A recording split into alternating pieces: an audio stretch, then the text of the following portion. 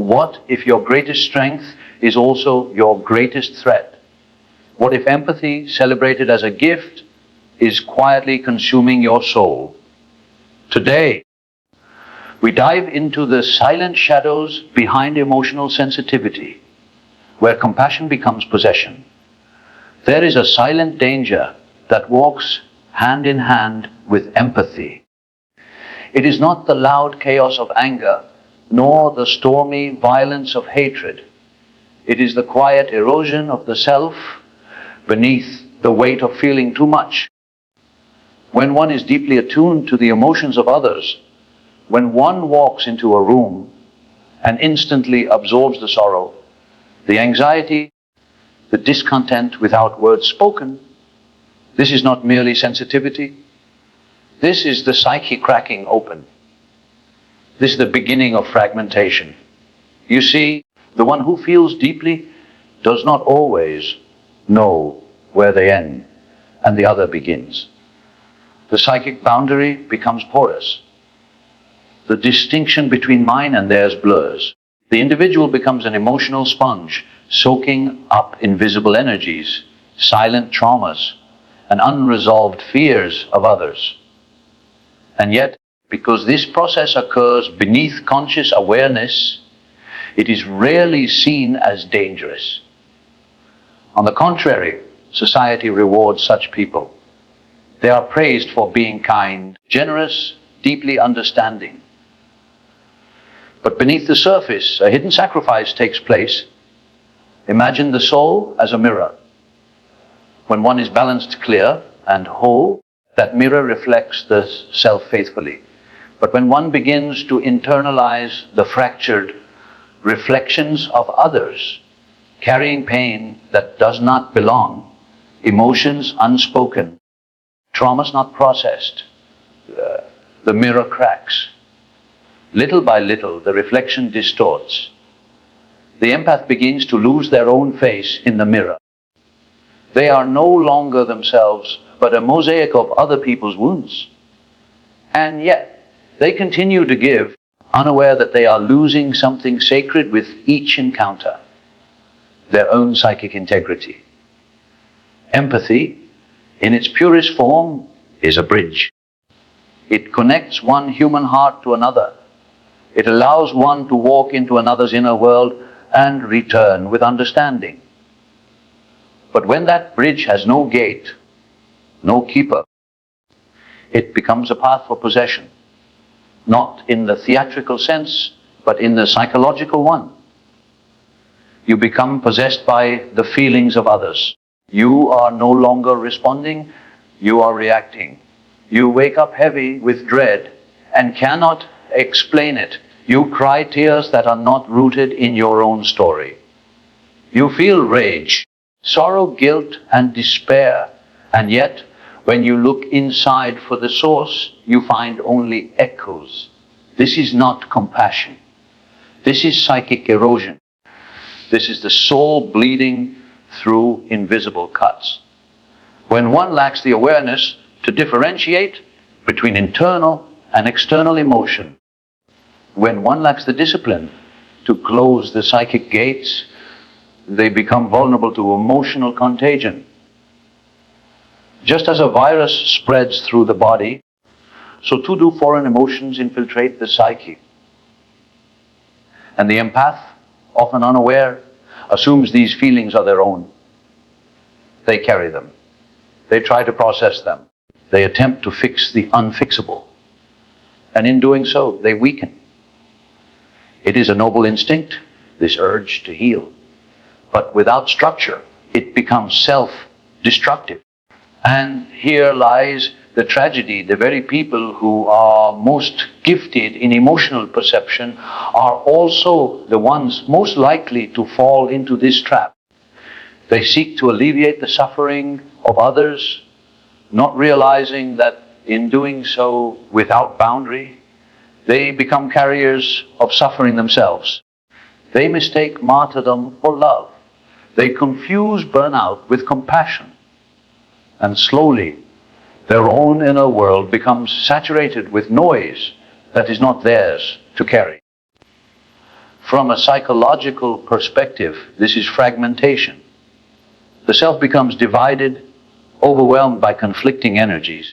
The unconscious becomes crowded with unprocessed experiences that were never truly one's own. The empath dreams strange dreams. They experience fatigue, anxiety, emotional instability. They seek solitude not for peace, but for survival. And even in solitude, they find themselves haunted by the feelings of others, carried like ghosts within. What is needed is not less empathy, but more consciousness. To feel deeply is a gift only when guided by awareness. The empath must learn to ask, is this mine? And if it is not, they must learn to release it, not by numbing themselves, but by consciously returning what does not belong. This requires discipline. It requires inner boundaries as firm as outer ones. It requires knowing one's center so clearly that nothing external can dislodge it. One must also come to terms with the truth that not all pain is theirs to heal. The empath's task is not to absorb suffering, but to witness it with clarity, to see without merging, to stand near the fire, not walk into it. This is not coldness, it is maturity. It is the ability to remain whole in the presence of brokenness. And for those who have already lost themselves in the emotional labyrinth of others, the path back is one of remembering. You must remember who you were before you became a vessel for other people's wounds. You must listen for the quiet voice beneath the noise. You must learn to sit with your own emotions, not the borrowed ones, and let them guide you home. Healing does not require becoming less sensitive. It requires becoming more sovereign. Your gift is not meant to be a burden, but it can only become a blessing when it is anchored in the self. Otherwise, it will drown you in a sea of endless feeling, each wave crashing with a name that is not your own. Empathy without boundaries is not enlightenment. It is entrapment. To serve the world, you must first reclaim yourself, not with force, but with the gentle courage to say, this is not mine. I choose to let it go. Only then can you feel freely. Only then can your sensitivity become strength rather than sacrifice. There exists a deep archetype that lies buried within the heart of those who feel too much. It is the archetype of the wounded healer. Often romanticized, even praised, but misunderstood at its very core. For the healer who seeks to mend others while bleeding silently themselves is not always driven by pure compassion, but by a hidden wound that remains unacknowledged. It is this inner fracture that unconsciously draws them to pain, to chaos, to brokenness. Not because they are whole, but because they recognize themselves in the suffering of others. And here, in this quiet echo, begins a dark dance between healing and self-abandonment. When one becomes the wounded healer, there is an unconscious belief that their redemption lies in the healing of others. They sense, perhaps without words, that if they can just fix the brokenness around them, they will somehow piece themselves together too. This is not a conscious strategy. It arises from the shadow, from the psychic places we are not taught to see. The wound becomes the compass. Pain becomes the language. And their life, though outwardly noble, is inwardly a cycle of spiritual depletion. The danger here is profound, because the desire to help, to nurture, to fix is often met with approval, encouragement, even reverence. Society loves those who sacrifice. But what society rarely asks is, at what cost? Who is the healer when they are alone? When the room is quiet and there is no one to save, what becomes of them? The truth is that many who play the role of the empathic rescuer are secretly exhausted, resentful, and hollowed out. Their own needs, long exiled, begin to rise like ghosts in the night, whispering of abandonment and forgotten grief. Psychologically, this dynamic is rooted in a compensatory mechanism. The healer gives because they were not given to. They listen because they were not heard. They tend to wounds they themselves carry, unhealed and unspoken. Their empathy is not always a choice. It is a survival instinct forged in early life. Perhaps as a child, they had to attune to the emotional weather of a parent, reading the room with precision, sensing danger in subtle shifts of tone or expression. In such an environment, empathy was not a gift. It was armor. It was how they stayed safe. It was how they remained invisible while keeping others emotionally intact. But what begins as a defense can quickly become an identity. And so the adult moves through life with this silent mission to be the one who helps, who holds, who heals. They attract the wounded. They find themselves in relationships where they are the caretaker, the emotional anchor, the fixer. And at first, it feels right. It feels familiar. But over time, a quiet resentment begins to bloom because the healing is never enough. The love they give is rarely returned in kind, and the emptiness within remains untouched. Here lies the trap. The healer keeps trying, believing that one more act of kindness, one more sacrifice, will bring them peace. But what they cannot see is that they are trying to heal their own inner child by healing the world. They are offering to others what they secretly long to receive. And because this longing remains unspoken, unmet, it turns into a cycle of burn and disappointment. In the depths of the psyche, the archetype of the wounded healer is powerful. It holds both the potential for profound transformation and for deep self-betrayal. To embody it without consciousness is to live in a loop, attracted again and again to those who mirror our own pain, hoping that this time, in this relationship, in this healing moment, the wound will finally close. But it does not. Because the wound cannot be closed from the outside. It must be faced from within. This is the path no one teaches, that the true path of the healer is not outward, but inward. It is not about how many others you can save. It is about how bravely you can sit with your own pain. How honestly you can face the parts of yourself you've tried to heal in others.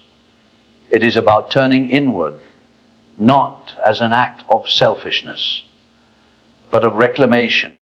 And this turn inward is not easy, because it demands that the healer put down their tools, that they let go of the identity that has brought them meaning, even praise.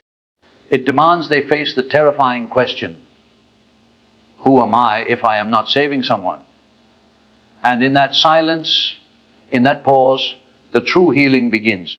For it is only when we stop using others as mirrors for our own healing that we begin to reclaim the self. It is only when we acknowledge that we too are broken that we stop running from our own depths. The wound is not something to be hidden. It is the portal. It is the entryway to wholeness. But only if we are willing to enter it consciously. To be a healer in the truest sense is to walk this path of shadow and light. It is to know your own darkness so intimately that you no longer fear it in others.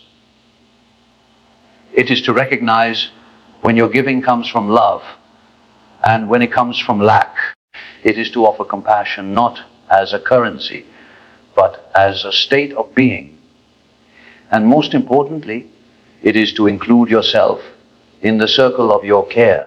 Too many carry the burden of others while denying their own. Too many collapse under the weight of emotional labor, unspoken and unrewarded. But this is not healing. This is reenactment.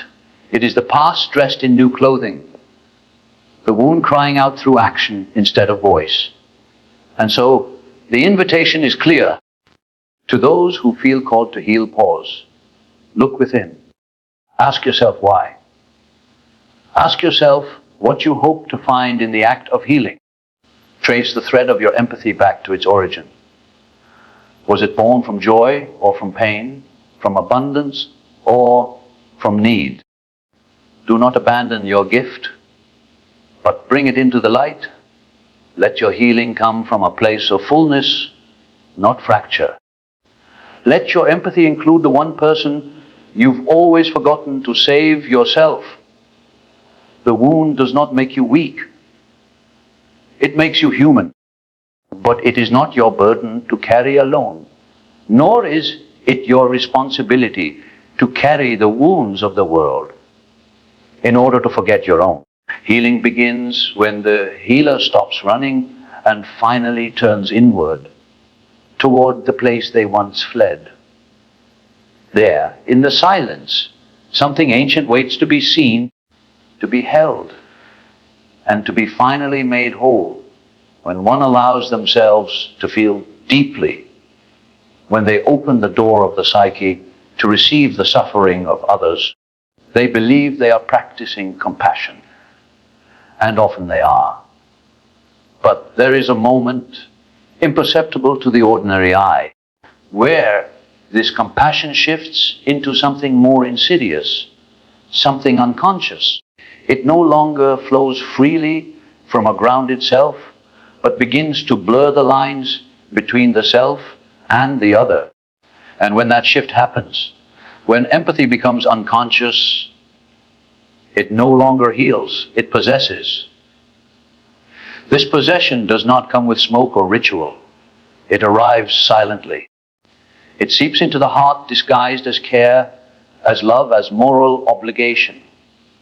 But slowly and without warning, it begins to consume. The empath, once the witness of pain, becomes the container for it. They begin to carry feelings that do not originate within themselves. They begin to act, speak, think, and react, not from the core of their own being, but from the pain of another that has taken residence in their soul. The self becomes overrun by the emotional lives of others, and the original I becomes harder and harder to find. This is what happens when one merges too deeply with another suffering without anchoring themselves in their own center. Compassion becomes enmeshment. Empathy becomes identification. And identification leads to unconscious possession.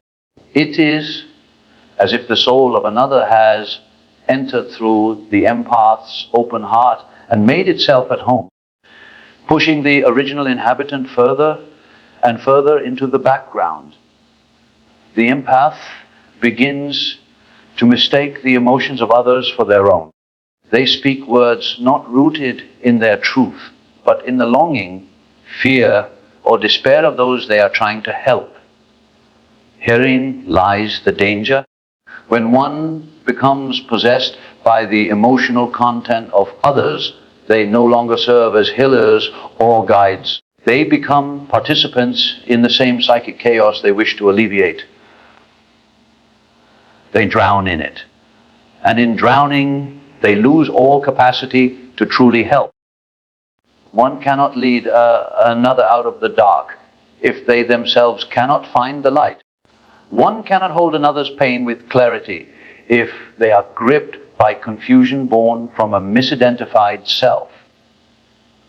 In analytical psychology, This kind of unconscious merging is understood as a failure to differentiate the ego from the collective. The individual is swept away by the unconscious energies of others, caught in the emotional field of the group, the partner, the friend, the family, without awareness of the intrusion. There is no boundary. There is no distinction. The self becomes a vessel for what is not its own. And this, over time, creates profound inner fragmentation. The empath may begin to experience symptoms that seem inexplicable. Waves of emotion that arrive without cause. Moods that change with the company they keep. Dreams that are filled with images and figures they do not recognize. Their inner world becomes overrun by symbols and stories that feel foreign, yet are experienced as personal. The unconscious has opened wide, and without the anchor of a grounded self, the empath is at its mercy. This is not the mark of enlightenment. It is the signature of psychological possession. But the outer world rarely notices. The empath continues to smile, to nod, to serve. They continue to be praised for their kindness, for their ability to understand, for their willingness to carry what others cannot. And this praise becomes a kind of fuel, a subtle reinforcement that their suffering is necessary, even noble. The deeper they sink into the emotional lives of others, the more they are validated. And so the cycle repeats. But within the soul begins to protest. Fatigue sets in. A quiet rage stirs. The body aches with unspoken truths. Relationships feel heavier. The joy once felt in connection becomes tinged with bitterness. The empath may begin to withdraw, not from cruelty, but from survival. They are losing themselves, and they feel it, though they cannot name it. The loss is not sudden. It is erosion. Day by day, piece by piece, they vanish into the needs and pains of those they love. And yet, even in this sorrow, there is a way back. For the self, though hidden, is never truly gone. It waits in the quiet places, the untouched thoughts, the forgotten desires, the unspoken needs. It waits for the moment when the empath finally says, enough. This feeling is not mine. This sadness does not belong to me. That moment, simple, quiet, yet profound, is the beginning of reclamation. To reclaim the self is not to abandon others. It is to finally see them clearly. It is to be present without being consumed. It is to offer love without surrendering identity. This is true compassion. Not the kind that bleeds endlessly, but the kind that stands in its own truth, whole and undivided. And yet, this reclamation is not easy. It requires the courage to confront the parts of the self that allowed the possession. Why did I let their pain become mine? What fear lived in me that made me believe I had to fix them? What part of me needed to be needed so desperately that I allowed myself to disappear? These are the questions that bring the unconscious to light. These are the questions that pull the empath out of possession and into presence. In myth and dream, we see this story again and again. The hero or heroine who enters the underworld not to save another, but to find themselves. They face shadows. They confront illusions. They fight battles not with others, but within. And when they return, they do not return as the same person. They return as one who knows who they are. One who can love without losing themselves. One who can walk among the suffering without drowning in it. To walk this path is not easy. It requires solitude. It requires honesty. It requires letting go of the identity that says, I am only valuable when I am helping. But the reward is profound. The empath who has faced their own shadow becomes something rare, not just a feeler, but a guide. Not just a helper, but a mirror of truth. They no longer carry what is not theirs. They walk lightly. They listen deeply. They feel fully, but always from the firm ground of their own being. This is the transformation of unconscious empathy into conscious presence. This is the shift from possession to sovereignty. And in this shift, the soul breathes again. The heart opens not to be filled by others, but to radiate its own light. The self returns whole, grounded, and free. There is a hidden sorrow within those who give too much. It does not cry out loudly, nor does it announce its presence with dramatic gestures. Instead, it lives quietly in the corners of the soul, disguised as love, cloaked in care, masquerading as loyalty. But beneath its surface lies a deep entanglement, an emotional fusion that binds one person to another in ways that suffocate both. This is not love in its true sense.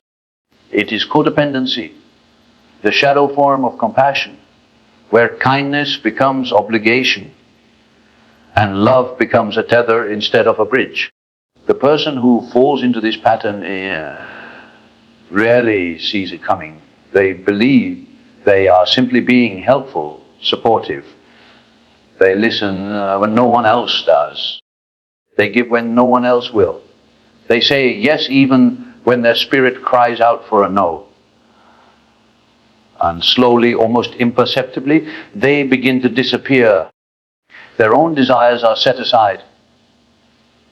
Their dreams become secondary. Their emotions are filtered through the moods of another. They feel what the other feels, want what the other wants, become what the other needs.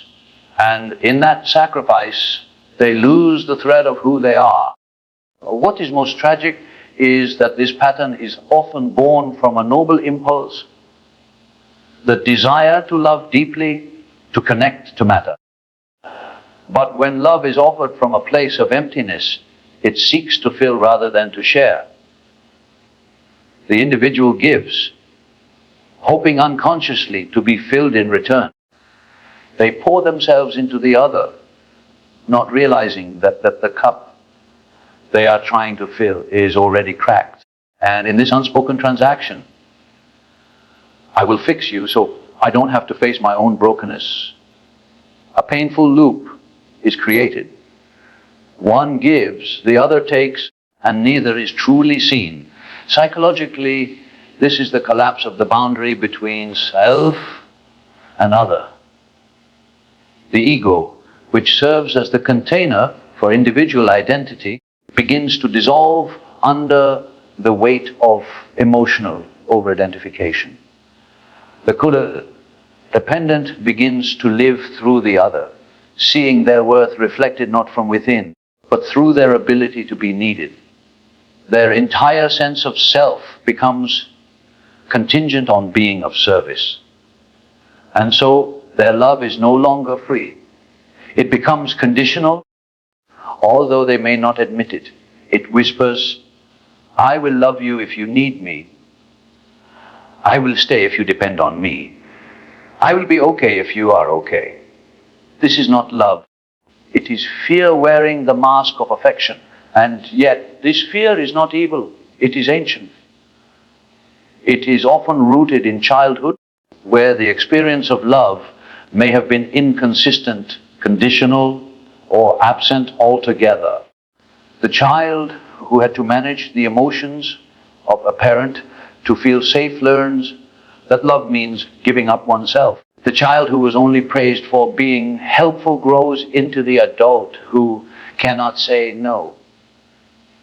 These early experiences embed themselves deep within the psyche, forming unconscious patterns that play out again and again in adult relationships. And until they are made conscious, they continue to govern from the shadows. The codependent is not weak.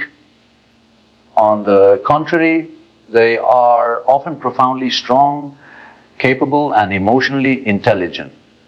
But their strength becomes misdirected. Instead of being used to build a life that honors their own soul, it is spent holding up the broken pieces of others.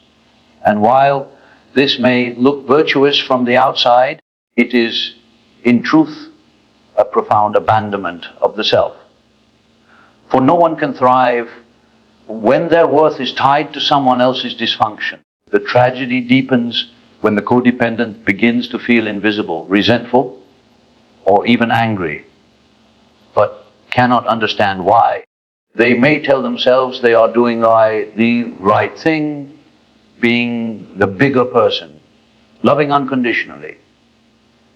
But underneath there is a simmering ache, a longing to be seen, to be loved not for what they do, but for who they are.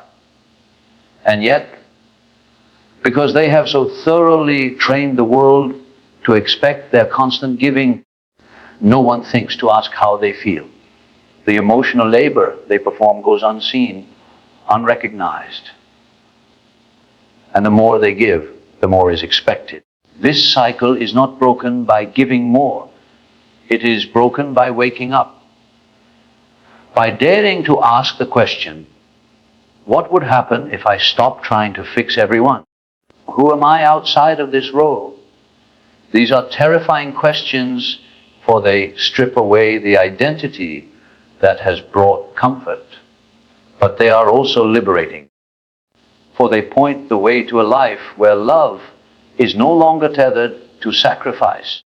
To begin this journey requires a descent into the shadow, the part of the psyche that holds all the feelings we have denied. The rage, the grief, the shame of not being enough, the fear of abandonment, the guilt of saying no, the sorrow of unmet needs. These are not flaws, they are wounds. And like all wounds, they must be acknowledged before they can be healed. The codependent must learn to sit with themselves, not as a problem to be fixed, but as a being to be loved. Only then can true transformation occur. For when the self is reclaimed, relationships begin to shift.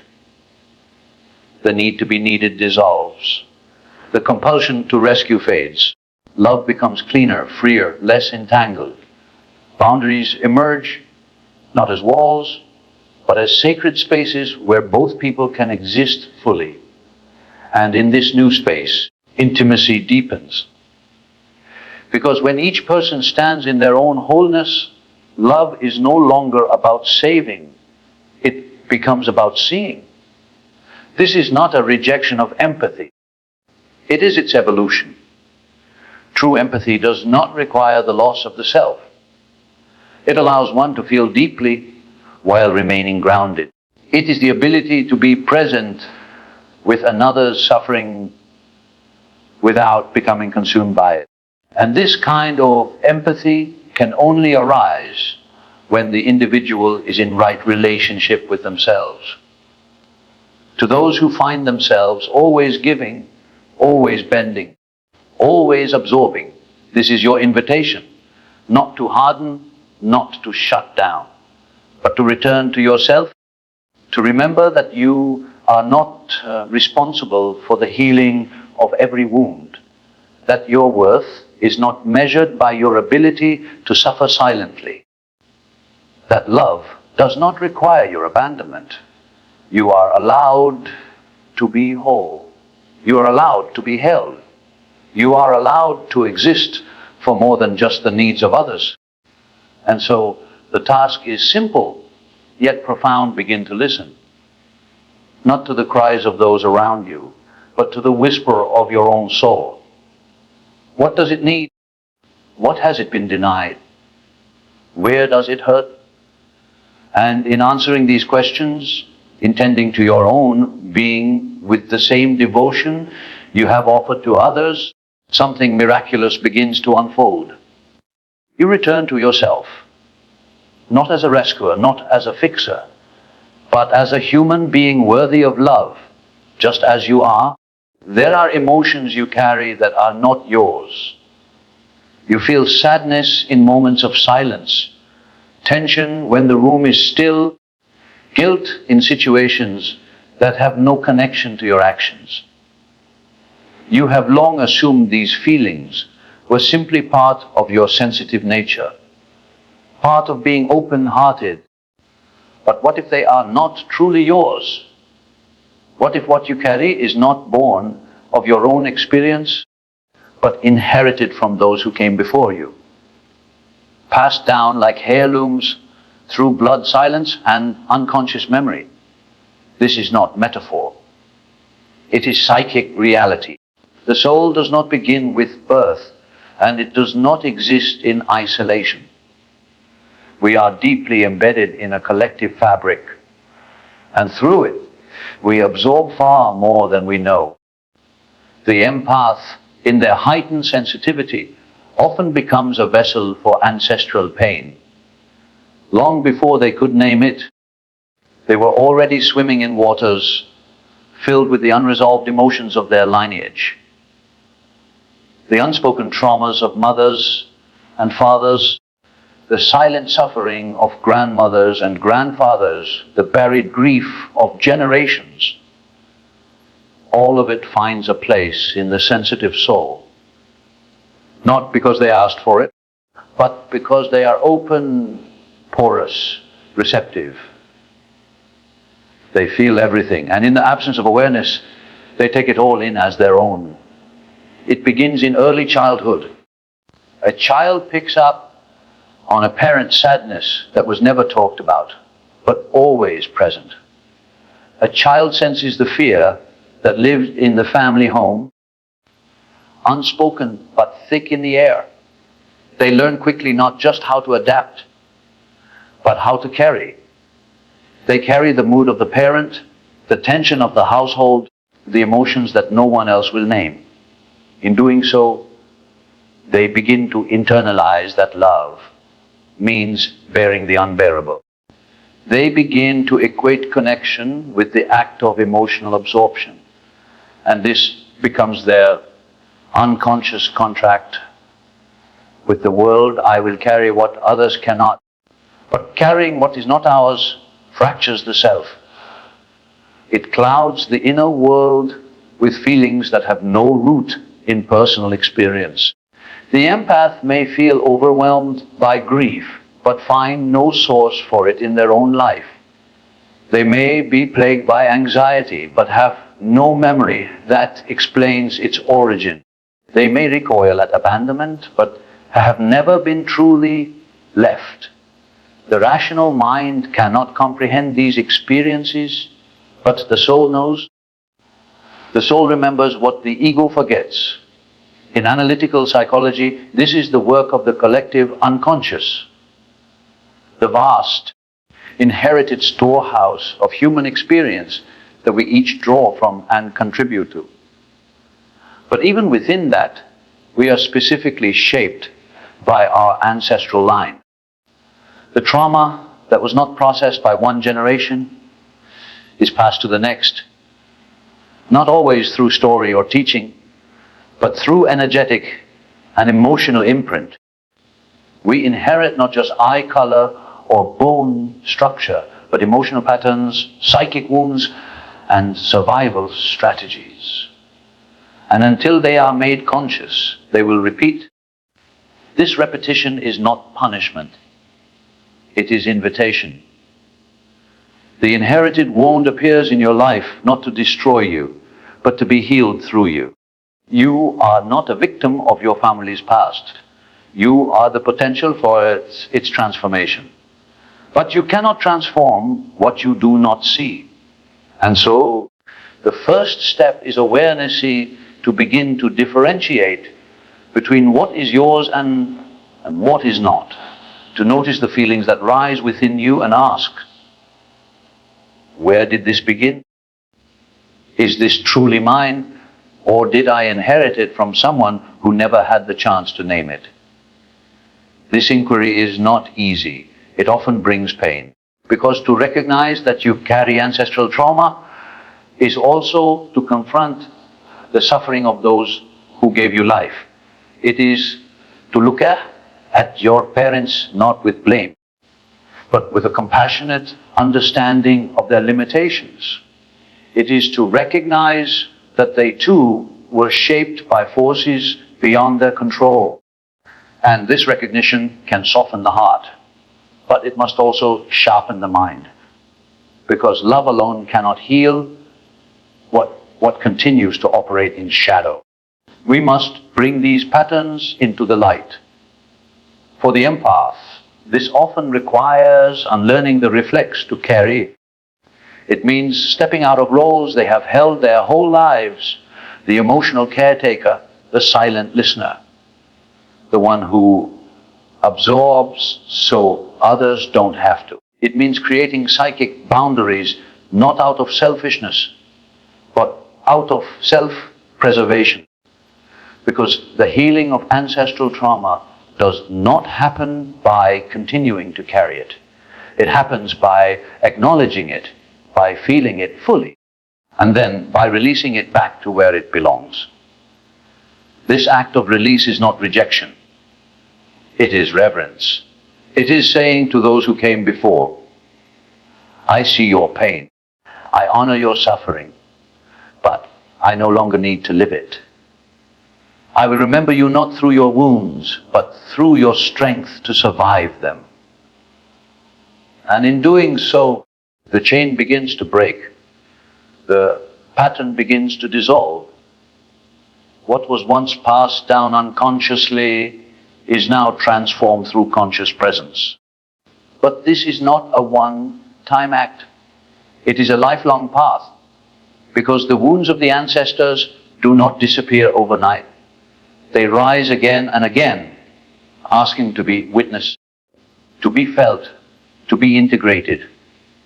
The empath's gift is not to escape this process, but to move through it with awareness and grace, to become the alchemist who transforms inherited pain into personal power, to feel deeply, but not blindly, to carry, but only what is theirs to hold. In this way, empathy becomes evolution. Sensitivity becomes strength. The empath, once weighed down by emotions that were never theirs, now walks lighter, clearer, freer. They no longer confuse love with absorption, connection with sacrifice. They begin to reclaim the self, not the version shaped by other people's pain, but the truest version born from clarity and choice. This is the path of individuation, the process of becoming who you truly are, separate from what has been projected onto you by family, society, and history. It is the path of the soul that says, I will no longer live out the unlived lives of others. I will live my own. And in doing so, the empath becomes more than a mirror for suffering. They become a light for healing, not just for themselves, but for the lineage they came from. To carry ancestral trauma without knowing it is to be bound by invisible chains, but to recognize it, to feel it, and to release it, that is the true act of liberation, not just for you, but for all those who came before you, and for all those who will come after. Because when one soul awakens, the entire bloodline shifts. The past is no longer a prison. It becomes a path. And the empath, once lost in a sea of borrowed emotion, finally steps onto the solid ground of the self. There are moments in life when you stop abruptly, overwhelmed by a feeling that floods your entire being.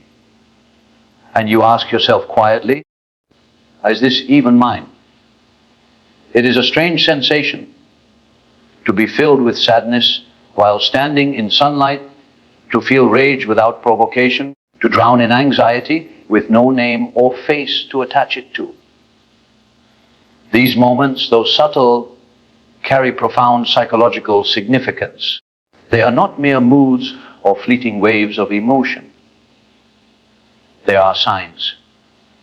Signs that you may be living not entirely as yourself, but as a reflection of the emotional landscape around you. To live as a mirror for others is to slowly lose the solid ground of the self. It begins innocently. You are attuned, aware, emotionally intelligent. You notice the shifts in energy, the silence beneath words, the tremble in someone's voice that others seem to miss. You sense when someone is in pain, even if they smile, and at first it feels like a gift. You feel helpful, needed, compassionate. You tell yourself that this is what love looks like, this complete openness to others, this full immersion into their inner world. But with time, something begins to shift. You notice that your emotions often match the people you are around. You begin to dread crowded places, not because of the noise, but because of the invisible chaos that seems to penetrate your skin. You find yourself overwhelmed after phone calls, exhausted after being with friends, drained even by silence, if it carries the weight of someone else's suffering.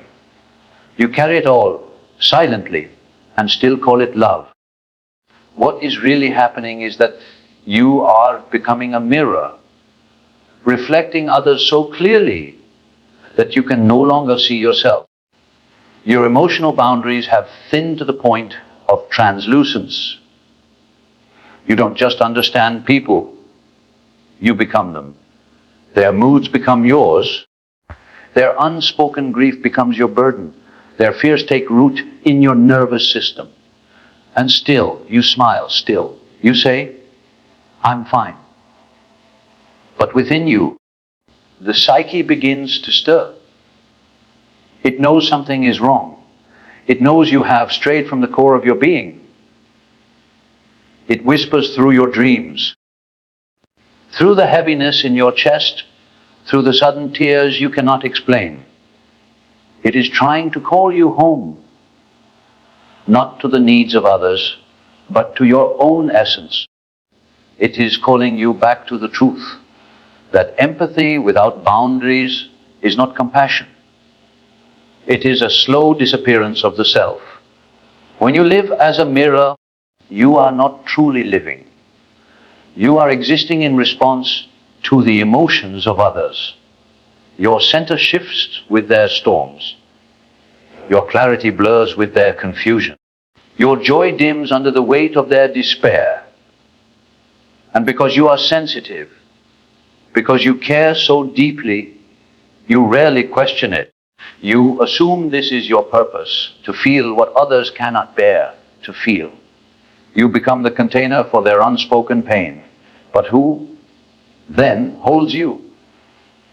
This condition, though spiritual in appearance, is deeply psychological. It is the ego losing its form, the boundaries of identity dissolving into the collective unconscious. You become psychically enmeshed, and your sense of self is scattered across the emotional lives of others. In this state, you are not only lost, you are possessed, not by spirits in the mythical sense, but by energies and emotions that are not your own. You live in constant reaction. You are a reflection, not a presence. And yet, to return to the self is not to harden or to shut down. It is not to become indifferent. Quite the opposite. It is to become more fully present, more grounded in your own being, so that you can feel without being overtaken. It is to draw a line not out of fear, but out of wisdom. A line that says, I will stand beside you in your pain, but I will not become it. I will witness your sorrow, but I will not carry it in my body. This is the beginning of psychological maturity. The ability to differentiate between what is yours and what is not, to feel deeply and still remain rooted in your own truth, to observe without merging, to love without losing. But to arrive here, you must first be willing to question the ways you have learned to survive, because often the mirror self was born in a childhood where attunement was safety. You learned that the only way to stay connected was to disappear into the emotional needs of those around you. You learned that to be loved, you had to reflect, not resist, not speak, not need. This adaptation, though once protective, becomes destructive when carried into adulthood. It keeps you bound to others in unhealthy ways. It silences your intuition. It clouds your judgment. It leaves you vulnerable to manipulation, burnout, and chronic emotional exhaustion. You may find yourself in relationships where you are endlessly giving, endlessly fixing, endlessly empathizing, until there is nothing left of you. And still you wonder, why am I so tired? The truth is, being a mirror is exhausting. It is not your natural state. It is a survival role. And like all roles born from the shadow, it will ask for your soul in return. The path forward is one of reclamation. Reclaim your feelings. Reclaim your thoughts. Reclaim your space. Begin with the smallest act. Pause when you feel something rise within you and ask, this truly mine? Breathe. Listen. Let the body speak. The body always knows. It remembers the weight of what does not belong. It reacts to the burden of the other with tightness, fatigue, restlessness. These are not random sensations. They are messages. The psyche speaks through the body when the mind refuses to listen. And so begin to listen, not to the world outside you, but to the quiet truth within. To stop living as a mirror is not to stop loving others. It is to love them in a healthier way. It is to meet them not with absorption, but with presence. Not with sacrifice, but with authenticity. When you are rooted in yourself, your empathy becomes clear, sharp healing. You no longer carry their pain. You help them see it. You no longer take on their fears. You remind them of their strength. This is the difference between unconscious empathy and conscious compassion. And so, if you find yourself overwhelmed by feelings that do not make sense, if you lose your sense of identity in the presence of others, if your emotions change with the company you keep, know that you are not broken. You are simply being called back. Back to the place you left long ago. Back to the self beneath the mirror. The one who feels not because they are empty, but because they are whole. The one who listens not because they fear silence, but because they trust their own voice. This voice is quiet, but it is there. Beneath the noise. Beneath the feelings that do not belong. It waits patiently for you to notice it again. It is not a reflection. It is your truth. It is your home. There comes a point in the life of a deeply sensitive soul when the weight of carrying what is not theirs becomes too great to bear. It begins with subtle signs, fatigue that sleep cannot cure, a growing sense of disconnection, an inner restlessness that no external change seems to soothe. There is a longing to be alone, not for silence alone, but for the chance to hear one's own voice again, a voice that has long been drowned beneath the needs, expectations, and emotions of others. This is not a crisis. This is the call to shadow work. Shadow work is not the glamorous pursuit of becoming more enlightened. It is not a technique to fix the broken or polish. the imperfect. It is the raw, gritty, and often painful descent into what has been ignored, denied, and repressed within. It is the courageous act of turning inward and facing the darker aspects of oneself. Not to judge or destroy, but to integrate and make whole. For what is buried in the shadow is not evil. It is often simply unloved.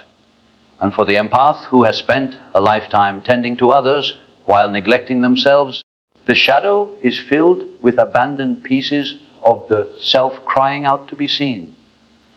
To begin this work is to acknowledge a simple yet difficult truth, that one cannot live a truly conscious life while remaining in unconscious service to others. The empath often believes that healing lies in giving more, in loving harder, in staying open no matter the cost. But this is a deception, a form of self-erasure wrapped in noble language. True healing begins when the empath turns the light of awareness inward and asks, why do I feel responsible for everyone's pain? What part of me needs to be needed? What am I avoiding by focusing so completely on the wounds of others? These questions are not accusations, they are invitations. Invitations to explore the psychic architecture that has been built around the idea that self-worth must be earned through sacrifice. And it is here, in this honest inquiry, that one begins to uncover the hidden motivations behind compulsive empathy. Often, beneath the surface, there is a deep fear of being unlovable unless one is useful. There is shame attached to having needs, guilt in setting boundaries, and terror in the idea of being seen fully, shadow and all. These beliefs were not chosen.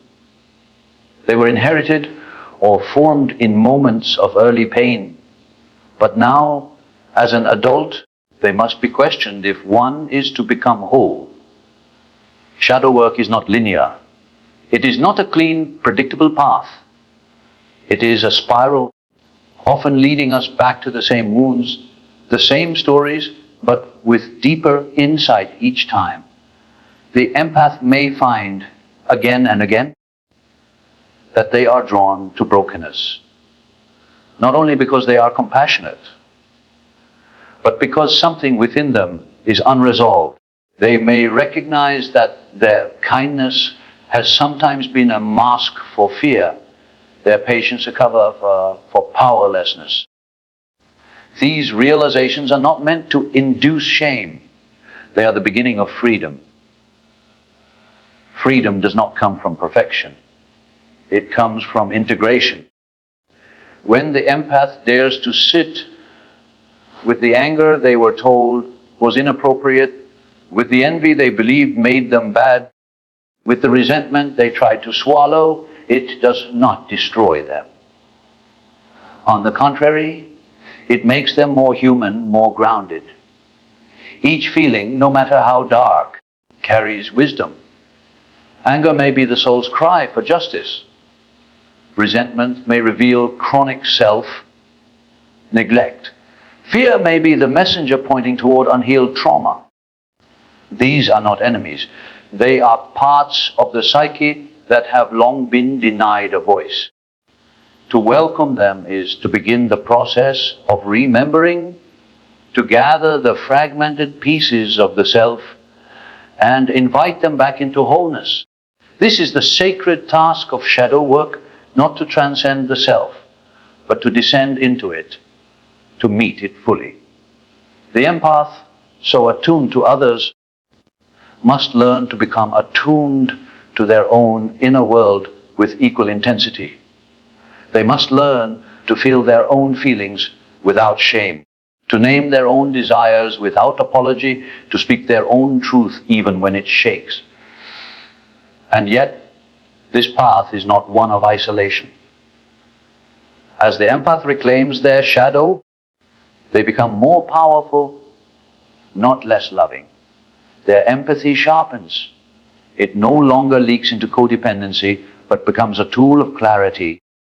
They can hold space without absorbing. They can witness suffering without drowning in it. They no longer need to fix everything because they have made peace with their own inner chaos. They no longer fear darkness because they have faced their own. There is a kind of sovereignty that is born from this process. It is not loud or boastful. It is quiet, steady, and undeniable. The empath who has done their shadow work does not need to prove their goodness. They no longer strive to be everything for everyone. They no longer abandon themselves in the name of love. Instead, they become rooted in who they are. They are no longer just a vessel for the emotions of others. They are a person with their own path, their own voice, their own boundaries, and something else begins to shift. Relationships deepen. Not because the empath is now more agreeable, but because they are more real. They bring their full self to the table, not just the light, but the dark as well. And in doing so, they invite others to do the same. This is the paradox of shadow work. In embracing our own darkness, we become a beacon for authenticity.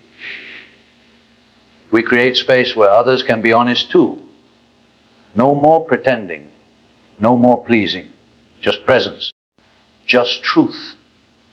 The world does not need more self-sacrificing empaths. It needs more conscious ones. It needs those who can feel deeply without losing themselves, who can stand in their truth without apology, who can love fiercely without disappearing. This is the gift of shadow work, not to become someone else, but to return to who you were before the world told you who to be. And so, the empath must enter the shadow not to fix what is broken, but to remember what was lost. They must hold the parts of themselves that were once rejected and bring them into the light. Not to judge, but to understand. And as each part is welcomed home, the self grows stronger. The light within burns brighter, not because the darkness is gone, but because it is no longer feared. It has become a companion, a guide, a source of truth. The empath's journey is not just to feel, but to know themselves fully. To know that their worth is not in their ability to carry others, but in their willingness to carry themselves. To know that healing does not mean escaping the dark, but dancing with it until it becomes light. And in that dance, something ancient awakens. The soul remembers, the self returns, and the empath, once fragmented, stands whole again. There is a quiet moment that arrives when the empath, worn by years of absorbing the chaos and emotion of others, begins to awaken. It does not come with thunder, nor does it require catastrophe. It begins instead as a whisper, a subtle shift in the psyche, a sudden knowing that something has been forgotten, misplaced, surrendered long ago. It is the realization that in the vast landscape of other people's feelings, one's own soul has been left behind. And this moment, fragile yet monumental, is the beginning of liberation.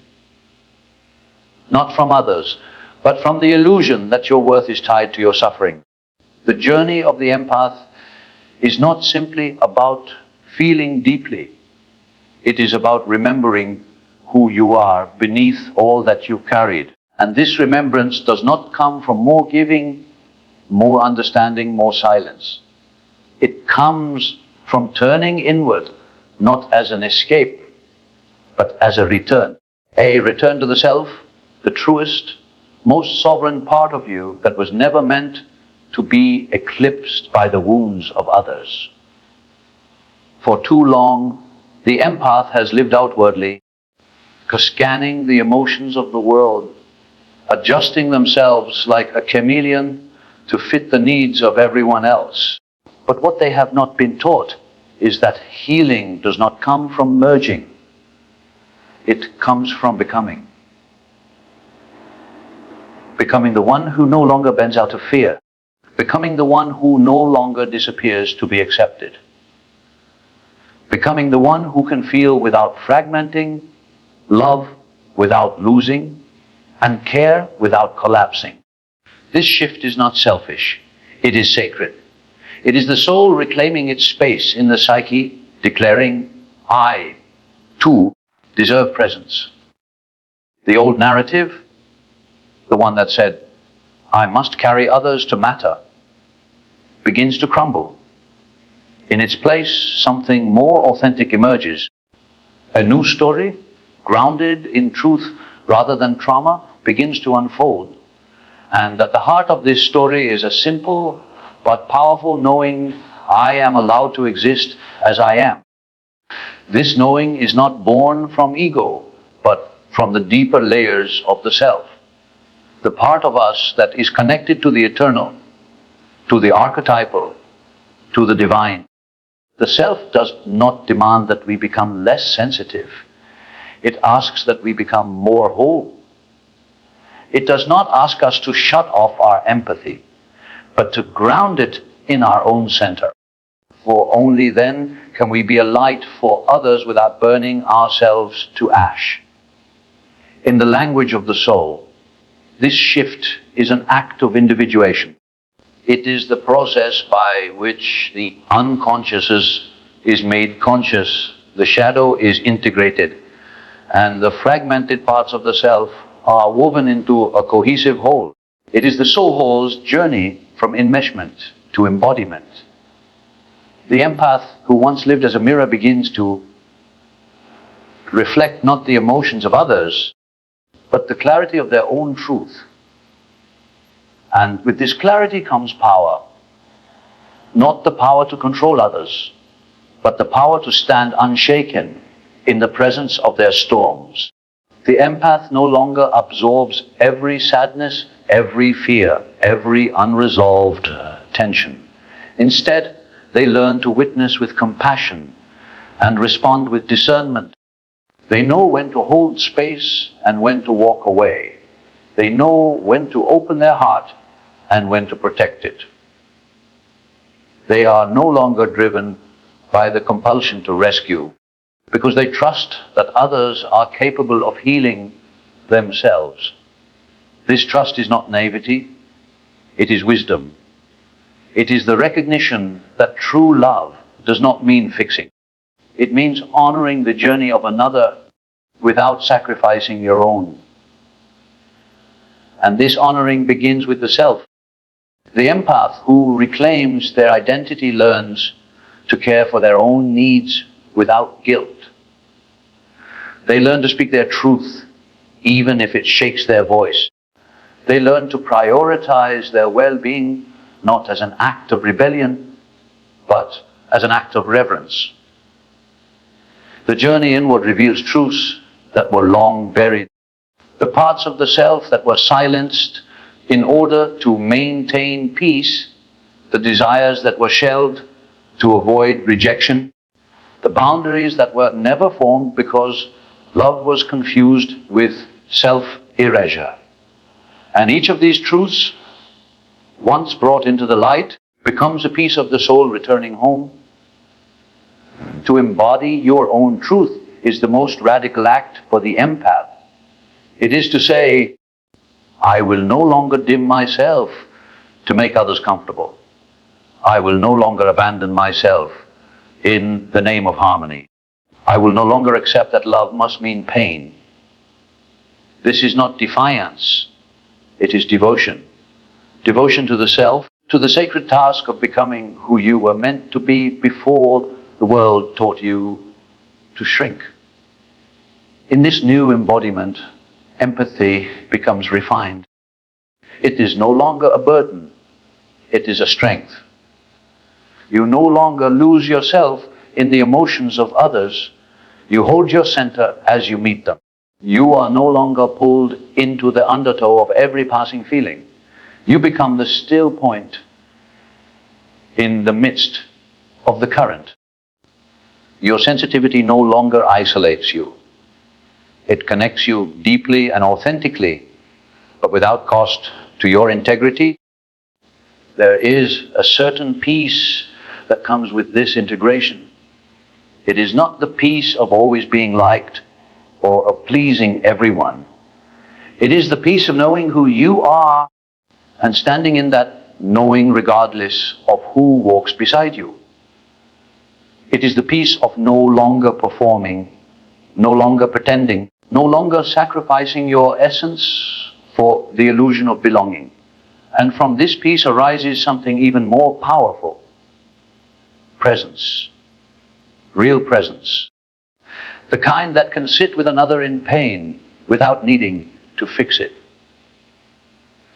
The kind that can hold space without absorbing suffering.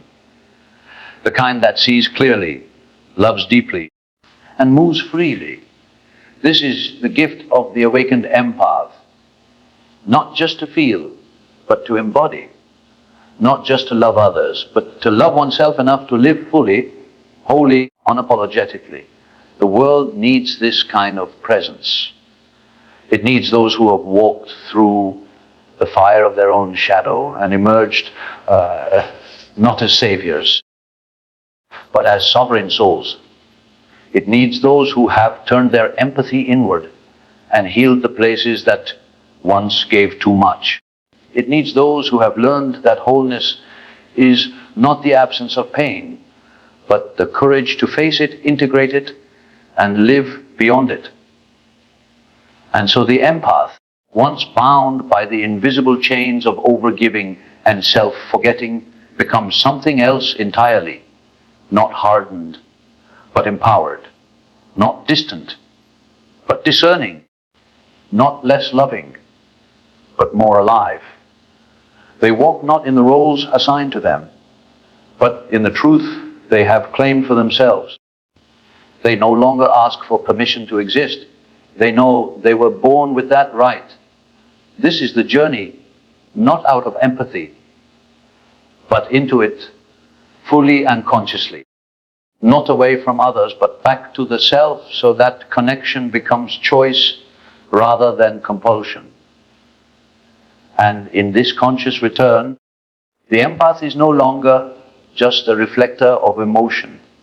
They become a force of transformation, a living reminder that healing does not come from carrying the world, but from coming home to yourself and shining from that place outward. Your sensitivity is sacred, but only when held in sovereignty, to those who feel deeply. Courage isn't numbing. It's knowing. Strength lies in both feeling and saying no to what isn't yours.